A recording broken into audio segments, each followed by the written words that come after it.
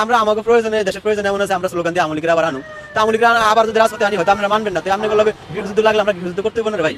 শেখ হাসিনা ফালাইছে কি? শেখ হাসিনা কি বিমান চালাতে পারে? শেখ হাসিনা মাইক্রো চালাতে পারে? শেখ হাসিনা প্রোটেকশন দিয়ে লয়ে গেছে সেনাবাহিনী। আর সেনাবাহিনীর কাজটা এটি, কারণ সেনাবাহিনী যদি প্রোটেকশন দিয়ে বাইরে না বাড়াইতো তাহলে সেনাবাহিনী জাতিসংঘের কাছে কি জবাব দিত?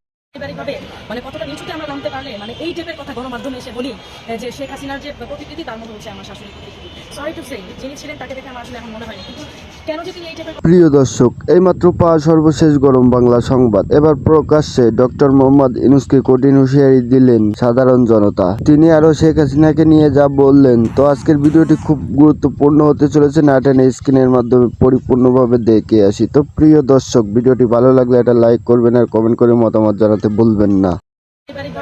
মানে কতটা নিচুতে আমরা নামতে পারলে মানে এই টাইপের কথা গণমাধ্যমে এসে বলি যে শেখ হাসিনার যে প্রতিকৃতি তার মতো হচ্ছে আমার শাশুড়ির প্রতিকৃতি। সরি টু সে, যিনি ছিলেন তাকে দেখে আমার আসলে এখন মনে হয়নি, কিন্তু কেন যে তিনি এই টাইপের কথা বললেন। তাহলে মানে আমি একটু আগে যে কথাটা আপনাকে বললাম যে পারিবারিক যে ভদ্রতা সভ্যতা, এটা এখনকার দিন মানে এই যে এখনকার ছেলেপেলেদের যে ব্যবহার বা এই যে স্টুডেন্টরা বর্তমানে যা করছে, এই পারিবারিক ভদ্রতা যে পরিবার থেকে উঠে যাচ্ছে, ইয়ে থেকে মানে মানুষের কালচার থেকে উঠে যাচ্ছে, এটা কি তার প্রমাণ না? আমার শাশুড়ি আমার মা আমার কাছে খারাপ হতেই পারে, তাই বলে তো হচ্ছে আমি শেখ হাসিনার প্রতিকৃতির সাথে তো আমি মেলাতে পারি না, এবং সেটা হচ্ছে পাবলিকলি আমি বলতে পারি না। এবং আরেকটা বাচ্চা যার হচ্ছে বয়স মনে হয় এখনো 16 হয়, তার বয়স বড় জোর 8 থেকে 10 বছর হয় কিনা সন্দেহ। সে বাচ্চা বলছে চোখের মধ্যে গ্লাস দিয়ে যে 16 বছর সে আমাদের অনেক জ্বালিয়েছে, আমরা হচ্ছে পয়লা বৈশাখের অনুষ্ঠান করতে পারিনি, স্বাধীনভাবে চলতে পারিনি।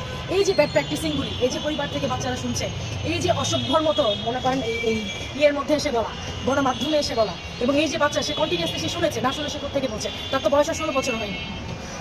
তারপর ইভেন দেখা গেছে যে তার যে বাবা মা তারা হয়তো দেখা গেছে 16 বছর এখনো হয়নি, কিন্তু এই বাচ্চাটাই প্র্যাকটিসিংটা হলো কোথেকে? নিশ্চয়ই আমার আপনার মুখ থেকে। আপনি বলেছি সে ওখান থেকে শুনেছে যে 16 বছর আমাদের জ্বালিয়েছে।